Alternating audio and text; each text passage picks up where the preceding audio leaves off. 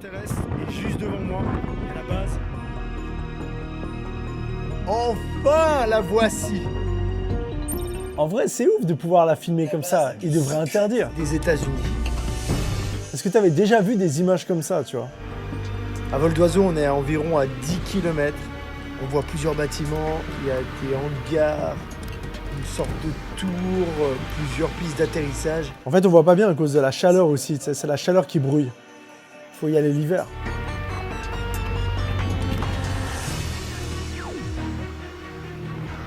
Par contre, on va pas faire trop long parce que là, juste à côté de moi, il y a une sorte de station météo, mais il y a surtout de nouveau une petite caméra. Heureusement que je tourne cette vidéo, que je suis monté jusqu'ici parce que je viens de trouver la preuve ultime de l'existence des extraterrestres. Oh, regardez ça, il est génial!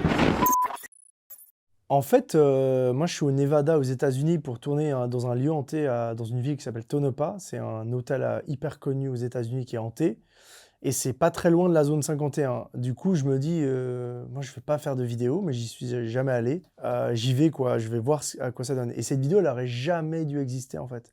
J'aurais jamais dû la publier. Ça m'intéressait pas. C'était pas dans mes plans de faire une vidéo là-dessus. Et du coup, je fais mon tournage, mon fantasma sur mon lieu hanté, puis je vais un peu crapahuter autour de la zone 51 quand j'ai terminé. Parce que je me dis, justement, il y a tellement de choses qui ont été faites depuis 20 ans, tout le monde en parle, il y a des reportages, des films, machin, enfin, c'est sur-refait, tu vois.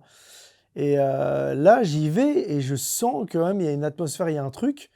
Et puis voilà, après j'ai commencé à filmer, puis je sais pas, la façon dont j'ai trouvé des trucs à mettre en scène, j'ai rencontré 2-3 personnes, tu sais, le drone aussi, c'était pas trop fait encore sur internet à cette époque, ces lieux, je veux dire, filmés. Et surtout, j'ai un créateur, je fais des stories, et un créateur YouTube, une légende de Call of Duty qui me contacte, qui s'appelle Monsieur le V12, qui me dit, il y a un endroit où tu peux vraiment bien voir la zone 51.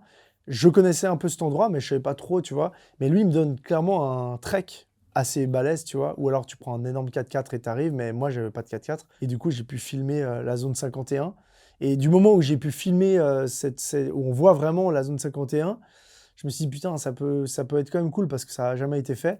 Donc je suis rentré chez moi, j'ai tout imbriqué ça. Puis je trouvais que c'était cool, le storytelling. J'ai un peu posé une atmosphère un peu avec du drone et tout. Et je trouvais que c'était cool, mais je pensais pas qu'elle allait être aussi bien reçue, tu vois. En fait, j'ai tellement kiffé la montée, j'étais à l'aise, tu vois, on avait des petits effets glitch et tout, j'aime bien faire ces petits trucs et tout.